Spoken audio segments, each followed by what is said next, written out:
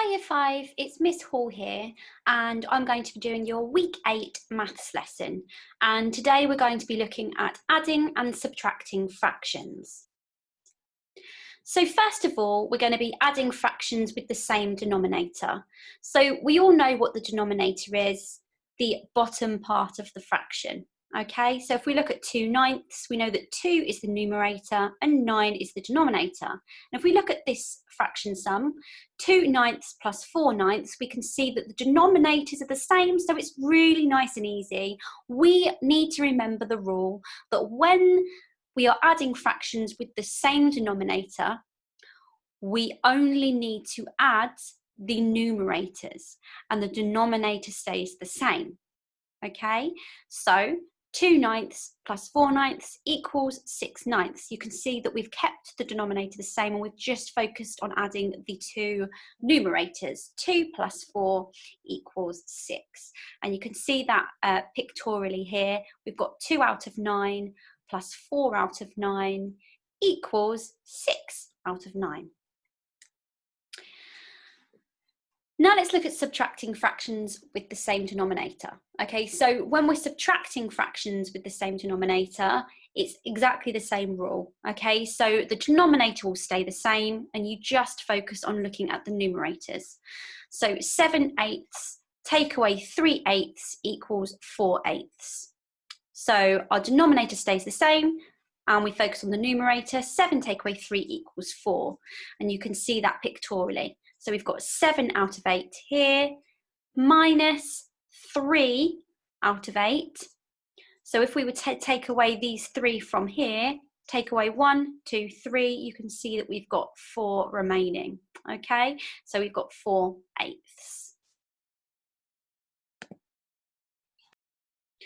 Okay, let's just recap what happens if our answer is an improper fraction.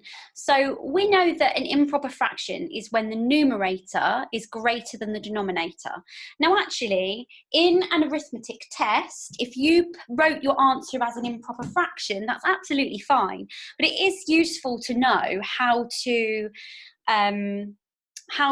change an improper fraction to a mixed number fraction. And just in case the question does ask you to do this, you need to know how to do that. So we can see here that we've got 9/6. So what we need to do is we need to see how many times does 6, go into 9. And if we look at that visually, you can see here, because we've got 6, it's out of 6. So I've got 2 diagrams here out of 6, and I'm going to count 9. 1, 2, 3, 4, 5, 6, 7, 8, 9. And you can see visually looking at that I've got 6 out of 6, which makes 1 whole.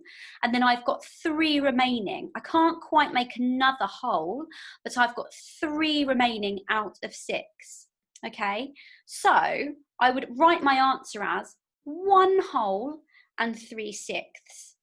And you can use arrays to do this as well. So you could just do little marks, little lines or little dots on your bit of paper, and you can count out. Now remember, we're making groups of 6 because it's out of 6. So we're going to count to 9. 1, 2, 3, 4, 5, 6. So that's 1 whole.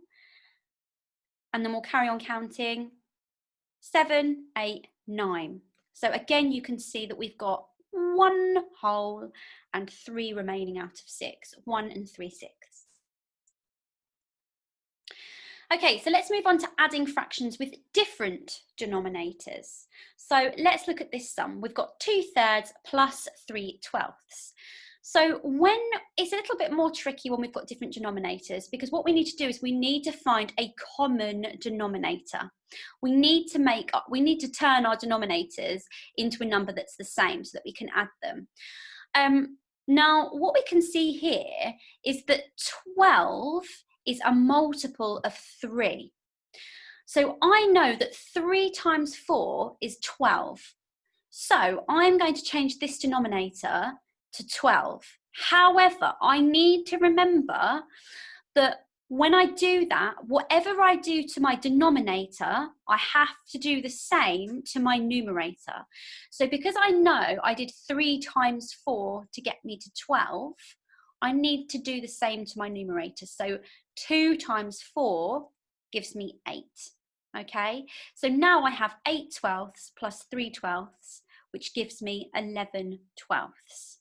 Okay, so that's really important. So we look at the 3 and we can see that we can change that to 12, and then we've got the same denominator here, but we can't do 2 twelfths plus 3 twelfths because that wouldn't be right. We need to remember to do the same to the top. So 3 times 4 is 12, and then we have to do the same to the top. 2 times 4, because that's what we multiplied the denominator by. 2 times 4 is 8. Okay? And then it's the same with subtracting fractions with different denominators as well. Before we can do anything, we need to find a common denominator. So I've got 17 21 out of 21, take away 3/7. So I can see that 21 is a multiple of 7.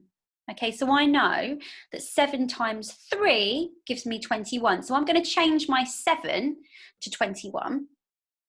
But remember, I had to multiply my 7 by 3 to get to 21, and I have to do the same to my numerator. So 3 times 3 is 9. So what we've done here is we've changed 3/7 into 9 21s, okay, or 9 out of 21.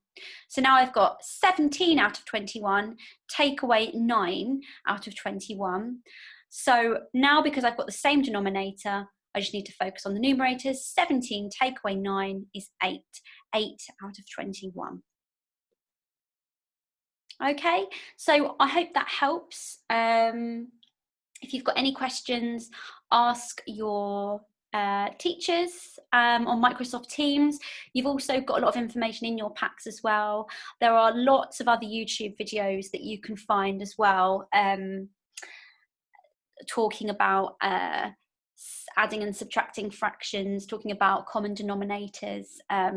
There's a lot of stuff on YouTube. So just, yeah, good luck. I think you're all quite good at this anyway. And